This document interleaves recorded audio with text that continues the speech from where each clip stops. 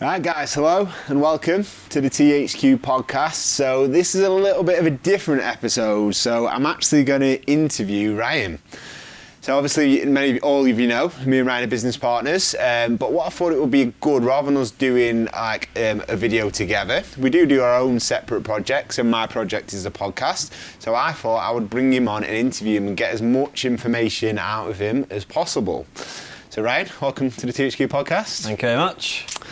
So what I wanted to do with this episode is obviously look at you as a person, what you do day to day, with your training, your lifestyle, everything. So people, because I've just had Danielle on as well, and people think that we're sort of superhuman. We can sort of, because we're personal trainers, we sort of everything's just easy for us. When in actual fact, we have problems, we have things have to work around, we have like challenges day to day. So I thought it'd be good to get an insight into you. Yeah. So tell me, how long have you been training for? I reckon it's about 15 years. With weights, I used to do body weight training to begin because I thought I didn't have access to a gym when I was 13, 14, so that was when I started experimenting with pull-ups, push-ups, squats. How old are you then? So I reckon about 12, 13, 14 really started getting into the benefits of training. Obviously only had my body weight. Yeah. And then when I got to 16, access to the gym. So I'm 32 now, 15 proper years weight training, I reckon. Cool. So how long would you say you've been in like good shape? Like you feel like you've had your head around it? And... Yeah, it's a good question that. I've never been overweight. Yeah. But in my mind I was skinny. So that's the same issue for me as it was who somebody's feeling out of shape and tubby. So I wanted to make sure I was in good shape, that I can be visibly lean, but have a decent amount of muscle mass at the same time. So I think I've really changed probably about 10 years ago, where I started to see enough growth and I was getting happy with that progression. So how would be like your sort of your mindset with your calories? Because we have a couple of people, obviously when we both do consultations, people say to us, like people who haven't got body fat to lose, I don't know if this is for me, because obviously they want to put on weight. So like obviously that's a challenge in itself. So tell me about that. How is it a challenge of, do you find like, how many calories do you actually eat a day? How many is it like? Right now, so I'm in my surplus phase, so a bit of a bulk or a strength or a gaining phase. I'm up to about 2,600, 2,700 calories a day, so enough to gain enough muscle, get stronger through sessions, but then retain a little bit of leanness, and I'm not putting on too much body fat that I know I'll have to diet down ages through the summer. Do you find that hard to eat that amount? Because I know me personally, like I would probably, that to me is like sometimes a cut like that for me, and that would be like me being restrictive, and I think that's just my a lot of it I think is, because body types originally was personality traits, weren't they? As we know, like ectomorph, endomorph. So and I think that's more true than anything really, because my personality, sometimes I don't think people eat when they're hungry. They just eat because like they just want to eat. Like, and me personally, I would eat just for the sake of eating. So I would find it. So how do you find it hard to eat that amount of calories to sort of? Yeah, it's a real challenge for me mentally to get over the hurdle. I think I always look back to when I was a kid, I never had an appetite, I don't think, looking back at it. I never remember wanting food all the time. When I used to see people eating all the time, I used to just skip it and never was bothered, but then realised I did need to eat at a certain point to get bigger. I learned that. So each year when I have to get round to my little strength phase, I know I need to go through so I can't diet all year round, it's just going to be too much on my system mentally, physically. I need to back off and have a different focus. So to increase calories for me, it's a real mindset shift where I have to just knuckle down and do the opposite, so I know what is making me lean. It's a bit of a mind battle, but if I'm looking at the long-term goal, that's what pushes me through. I know I can reap the rewards in summertime, because what I've built through the winter will reveal itself once I do diet down. So that's my focus throughout this time when I'm having to eat more food. Physically, it's hard. I have to make wiser choices. Can't be as clean, lean protein and vegetables because I feel sick. I can't eat that amount of food, so it has to be a little bit more dirtier, I suppose, or food choices that I wouldn't normally recommend, but that's how I get around eating. Tell me about day one. So how's your diet sort of progressed and your training sort of progressed from when you first started out to now? Yeah, it's a great point, because we've been in the fitness industry for 12 years. It was 10, 12 years actually. trying the different trends and then seeing what works. So I actually started in the beginning of my industry and journey tracking calories, and then paleo came out and keto, so I tried that. I ended up actually putting weight on with that, which is the opposite of what it's meant to do. Tried fasting, that just made me feel weak. I couldn't train as well. I think I lost a bit of muscle. And I went back round to tracking calories again, just because it allowed flexibility and allowed me to work on different goals at part of the year, like I say, cutting through the spring and summer, and then get stronger and maybe add a bit of muscle through the winter time. Yeah, cool. So that's obviously that's what your main focus is now, just tracking calories, and that's how you yeah. Yeah, so I can be more flexible with foods. It takes the pressure off sticking to a food list or restricting yourself to a diet where it's just proteins and fats. I can be a bit more flexible, I can enjoy more treats, but then I know I'm in target to where I want to be and where I'm going, so I've got the figures and the aim and the direction that I need to be going, because tracking does help that. Cool. But one of the things why I wanted to show the members an interview, because what I think a lot of people do know about you as well, but obviously you're an avid Man United fan, you follow them all over the world, do all sorts of crazy trips, and you're always in shape all the time. Like, and obviously you're going to go through stages where you're in a little bit better shape, but for you, like from someone that's known you for a number of years now, it's only very minute, and you wouldn't even be able to tell when you're out of shape and when you're in shape. But if you look at your lifestyle, like I think we spoke about it just before then, like you could be in the pub 3 times a week following football, and I said, do you drive a lot? No, like sometimes you do drink a lot. So like, I know if I live that life, and again, I think this is what it comes down to. We're completely different body shapes and body types, but we're also with different personality traits, and that's obviously why THQ works the way it does. But my personality trait would be, like, I would have to say, like, not put myself in that environment, so I would have to, like, if I was, like, I wouldn't stop supporting Man United, but I would say, right, I'm driving 5 days a week, or I might have to drive, I'll drive on a Saturday, I'll go to the game, but I'll watch the game, then I'll come back home, and then I'll enjoy a drink, because if I was, like, going out all the time, I'm just like, I'm all or nothing, so if I was going out to the pub, not driving, I'd have 10 pints, and I wouldn't be able to maintain my physique, and what you do very well is, you do that very well, maintain it. And so tell me about your mindset of that. How do you do it? Tell me. Yeah, so 2 main loves in my life is obviously the business, weight training, health and fitness, and Manchester United, and they do not go together. They're the total opposites of what you want from the same. Yeah, so I had to make them work. Things like I've tried in the past, like I said, keto before, did that with football, it just blew up a disaster. I was going the wrong way, putting too much body fat on, so I realised I need to balance this out and be more strategic about things. So plan my day, tracking calories again, so that's how I know I'm staying in a limit. I know that I'm not going wild. I see it go up, it goes 1,000, 2,000, 3,000 calories over what I should be doing. That's purely alcohol. I'd never recommend this as a body shape tactic, because it is slowing me down from what I want to. So probably not got as lean as I want to do, or got as big as I want to, but I'm happy in life, and I'm enjoying my football, I'm enjoying staying in shape, and I've got a perfect balance in the middle. So tracking calories, it allows me to just stay in a limit, and then I know I can adapt it. So the morning of a day of a football game, I know I need to just eat lighter breakfast, so it's just light protein, just to get enough amino acids in my body, so I'm holding on to muscle mass.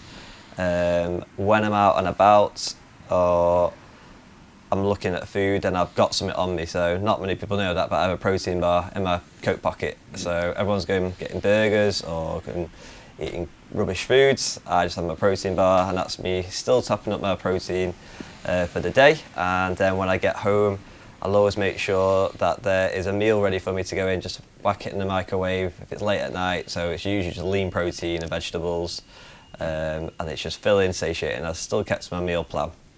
I know that's more important. If I want a drink, I can't then have crap food because I've chose to drink. So you do need to have a choice what you want to do. You can't have both. Yeah. There's a limit to that where you can push it. I have adapted my drinking, so I always used to be pints, but I just dropped down to bottles now. So if I could get a lager or a bottled beer, then I'll stick with that all day. So it looks like I'm keeping up with the lads that you go with who can drink a lot of pints and quick rounds, but I'm drinking bottles, so I'm reducing the volume, and then still merry, as you call it. I have to get merry now to watch Manchester United. But then I'm still enjoying myself and relaxing and unwinding. It's staying in shape.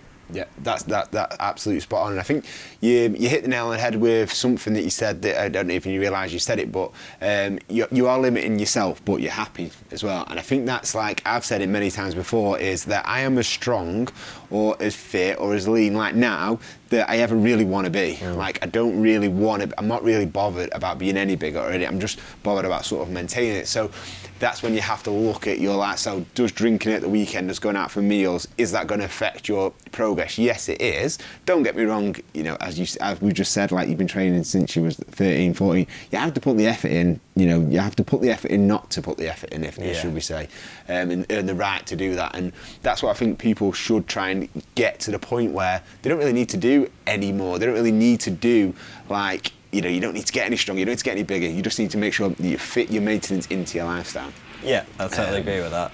There's always that extra bit you always want, maybe that'll keep you motivated to keep coming to the gym or recording your foods, but you've got to find that point where you know you'll be happy, and that's what everyone should be definitely working towards. I feel like I've hit that point where there's that magical ground where you can have a really fun life and do crazy things, but then keep in that great shape and then not having to panic and beat yourself up because I've had a pint and then, well, one pint.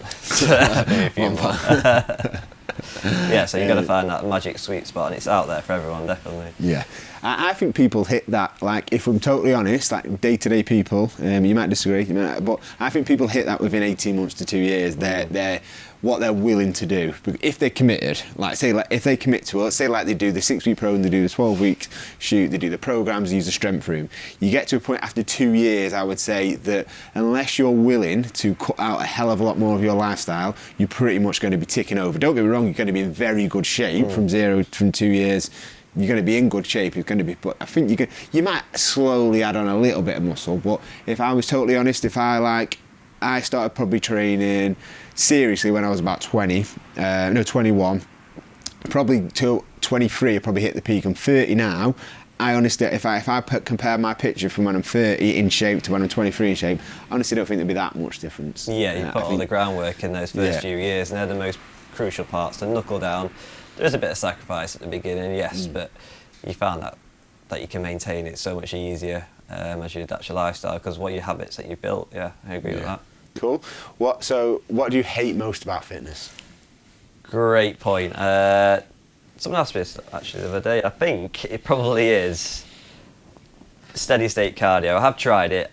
Driving to a gym and getting on a treadmill just seems like a mental thing to do for me. And being indoors and just running or something like that, that's my pet peeve in life, where you can get outside and just have a walk, a leisurely walk, and just do the same amount of calorie expenditure that would do, but you feel so much better for getting outside and realise. So yeah, maybe indoors, steady state cardio, that's my main thing I hate about fitness. I understand where it comes into some people's tools that they use. I'd probably say for the general population it's not needed. If you're a competitor and you use it as a career, then that's part of it, but for us, I've tried it, I hated it, and I'd never want to do it again. Yeah.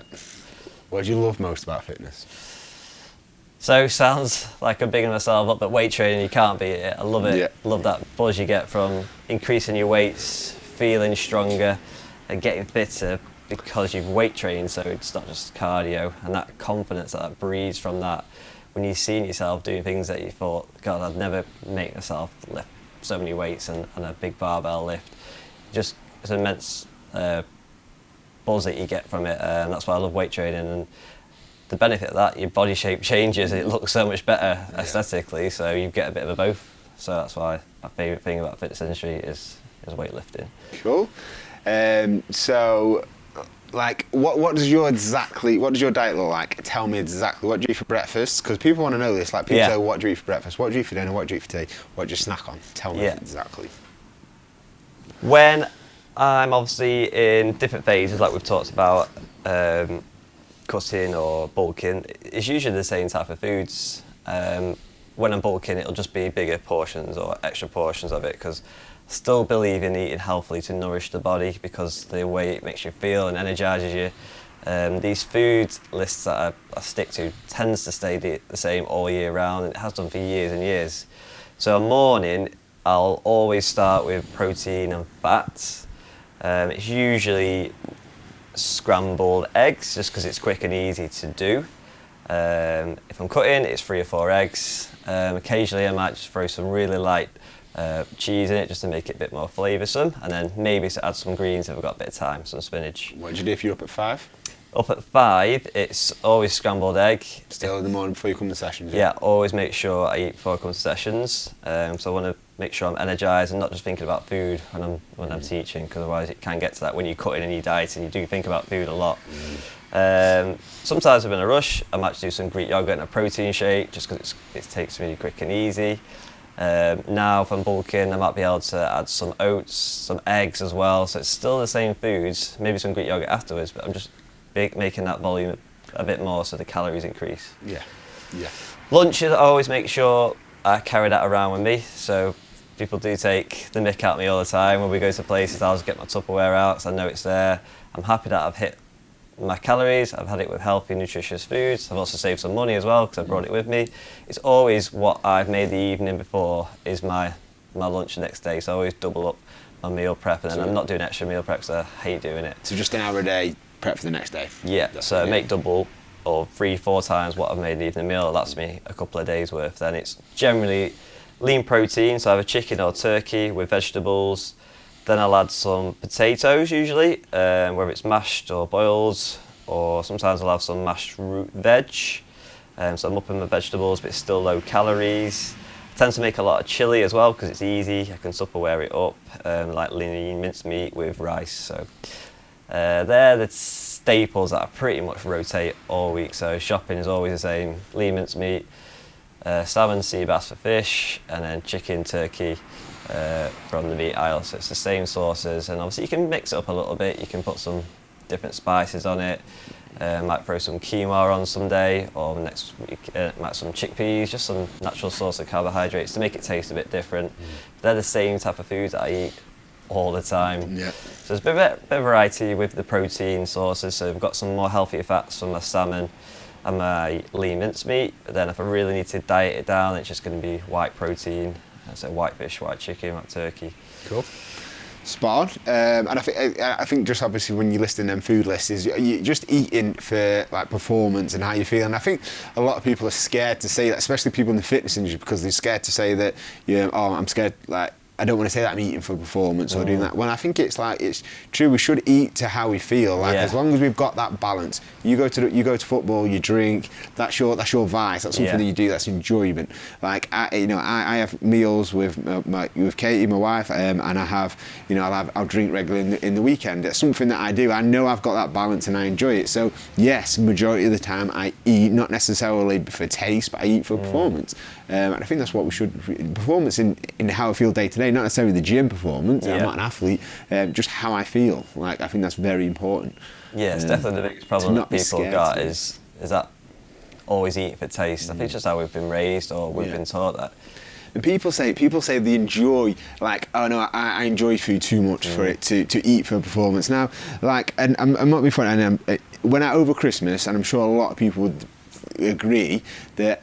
I got to the point where I didn't like food over Christmas. I didn't like alcohol. I didn't like food. So for 2 weeks of Christmas, I was pretty much eating. I was still training, but I was eating what I wanted. And now I just didn't enjoy it. Like I couldn't think of towards the last couple of days of the Christmas period. Couldn't think of anything worse than having a drink and having a crap meal. Yeah. Whereas when you've actually had more discipline throughout the week, I actually look forward to that as well. I think that's but you've got to have that daily not binging mentality. Yeah, and it gets to a point when you do keep those good habits that you start to crave those healthy foods where you want to be eating your vegetables, you want to be having your lean sources of protein and a nice portion of rice or potatoes with it. It gets to that point. People have never experienced that before, where they've seen the benefits of that, and they've always thought that's how you're meant to feel, a bit dull and fuzzy and a bit rubbishy because of that rubbishy foods. They've not experienced the other side of life where eating for performance and just fueling your body is the greatest feeling ever. It just really rockets you up, doesn't it? 100%, yeah, 100%. Yeah, like I say, people just get used to feeling like crap, I think, and you actually realise how food can affect everything. Yeah. Cool. So you obviously you damaged your back when you was younger.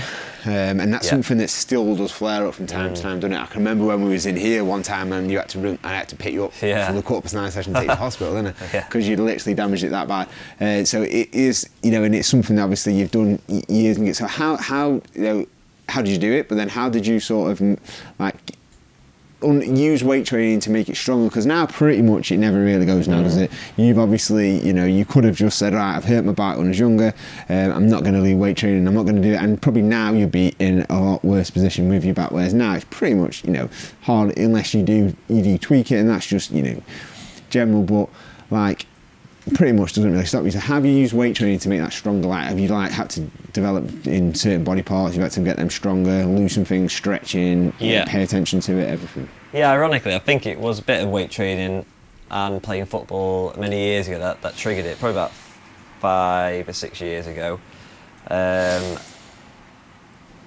I went for a private scan and I found that I've got a protruding disc, so it is pushing on the nerve and it keeps slipping out. The physios told me never to weight train again, so that was a massive blow for me at the time.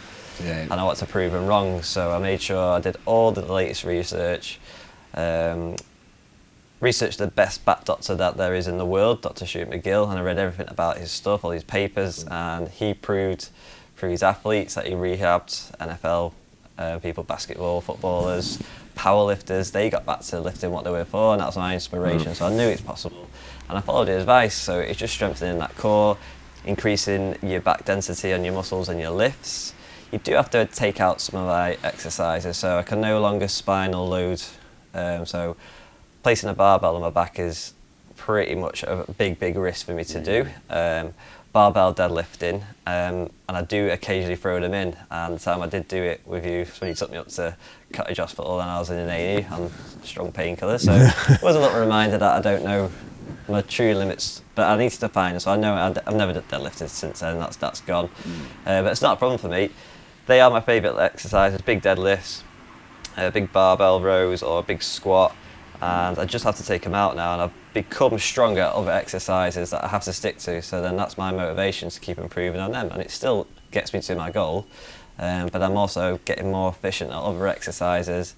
I can teach people what not to do because I've learned the lessons for them, so I can pass that experience of the mistakes, and I've stopped them obviously in sessions, so it's a way to pass that on, and that's kept me going through it really. You can still achieve your goal. I definitely felt low at points where I couldn't train because it's been my life, and then I thought, this is it, I can't ever do it again, I'm going to lose size, I'm going to feel fat and rubbish. But then if you just flip your mindset and just say it's a lesson learned, you can now become better at other moves, there's some positives out of it, it just keeps you motivated that way, that's how I frame it. Motivation there is like you just flip it, and it's the way we look at anything, innit? I think, and if you use that as motivation to make sure that you're obviously, you're not going to get injured again, or if it just gives you something else to get motivated, something you're looking at it in a positive light, I think that's brilliant. Yeah. So this is obviously the biggest question I wanted to ask, like, who's in better shape, me or you? Don't know, no. I'm going to test it. I'm only joking. What I've sort of like, what I wanted to talk about was, for years, like, what I thought was being in shape was being like, I had to be shredded, like we take people to probably about 10% on the calipers. Like, I don't know if that's actual 10% body fat, but that's on your calipers. We take people to about that. Now, you go through a little bit of emotion, but you don't go through a massive amount of emotions. I thought I had to be shredded beyond that, so you push beyond that, and I did that once a year for many, many years. And when you get beyond that, it takes you months hormonally to recover, mentally to recover. So I went through a cycle of wanting to be like, so I'm either dieting or I'm not. So like summer I was dieting, then enjoyed summer, like quite lean, and it probably took me 3 or 4 months to put my weight back on. Every year I probably said to you, I'm going to maintain it this time, thinking that I need to be shredded next year. So I needed to do it. Whereas this year, took a completely different approach, and I took a lot of inspiration from watching you. So me and you went on my stag do this year, and I did a 15-week cut to get lean enough to do that. Got to a position where normally I probably wouldn't have been happy with, and I stopped dieting, and I didn't push any further. And then since I've done that, I've maintained it, so I've sort of been happy with where I'm at. What I thought was good about for you was that you literally pretty much didn't check. I think I can remember when we went to the suit measurements. Like you had your suit measurements, then you had you redid your suit measurements. Pretty much didn't really change. Whereas mine like looked like clown pants from when mine was. So like, but yours didn't change. But yet when you was on the stag do, you had abs and you'd done your cut, and so you'd not changed that many calories. You'd pretty much went to football. I can remember someone we went 2 weeks before we went on holiday, or 3 weeks. Someone posted on the support group that you was in the pub till I don't know, like midnight, and you was eating pork scratchings. You remember that? And that was just before. Now, for me, I was on my cut, so I wouldn't have done anything like that. Whereas what I thought was great about you was that you don't really have to change that much when you cut. Like you just literally you've maintained a very lean physique. You maybe change a couple of 100 calories, and it doesn't really change. And that's the position I feel like I'm in now. I think like if I went on holiday, take me about 3 weeks, I wouldn't change that much. I wouldn't be a grump. I wouldn't have to like cut out alcohol. I wouldn't have to cut out going out. Just bring things down a little bit, and I'd be lean enough. I'd have my abs, and I'd be confident enough to go onto a beach. So tell me about like sort of your mindset with that. So I want to make sure I can be in shape with a short time frame. So I kind of give myself like 6 to 8 weeks. So I know what to be like in fantastic shape where I can get it off without dieting too hard. So people don't realise how tough it is to get to that point. Once you're there, it's obviously easy to stay there, but then if you are dieting for 15, 20 weeks, like some people do have to do, it is a huge battle, and I don't want to get to that point where I have to be pushing that hard. So that's my motivation, is to be able to just get in shape in 6 to 8 weeks. So then that takes all the pressure off having to diet all the time. Mentally, I know I can get in shape with a short time frame. Plus, I just feel like as a gym owner and someone who trains people, I want to be near enough there round, so that's my little dedication to them, to prove that yes, you can do it all year round, still have your treats. There's no reason for you to get out of shape. So if we can relax and unwind, then it's possible for everyone. So I want to inspire people in that way as well, so they might just follow my lead, like hopefully this video can do today, or this podcast can do, and that's what keeps me motivated to stay in that short time frame to get in great shape. Yeah, and then I went to the pub a few weeks before. It didn't affect your results? No, so I adapted by having, I think I was on gin and tonics all that night. I had one pork scratching, and then I was in the group because I was scanning it in. I scanned the back of the packet and tracked it. So even though I was drinking, I still record to make sure it's countable to myself, and I'm not kidding myself by saying I didn't track, it didn't happen. Everything I do mess up on, I do track, and that helps me stay in shape all year round. Awesome. No, and I think it's and I think it's absolutely brilliant. It's something that I've took inspiration as well as what I need to do for my physique. So obviously, thank you for that. And yeah, that's pretty much what I wanted to go over everything. So cool. I hope it's helped out a few people and seen an insight into my life. Yeah, I think it will. I'm 100% it will do. Yeah, and I think it's good for people to see us like this as well. It's just making sure that it's not as easy. People think it is easy for personal trainers just to stay in shape like robots, especially me and you. But I feel like that we probably find it harder and harder now as the business is growing to stay in shape. So it's good that people see that, I think, as well. Yeah. So, cheers. No problem. Thanks for having me on. Cheers, guys, and just hopefully we'll see you all very soon in the sessions. Again, if there's any questions you want to ask me, email carllambert@transformationhq.co.uk. I'll answer any questions. If not, I'll see you in the sessions very soon. Take care.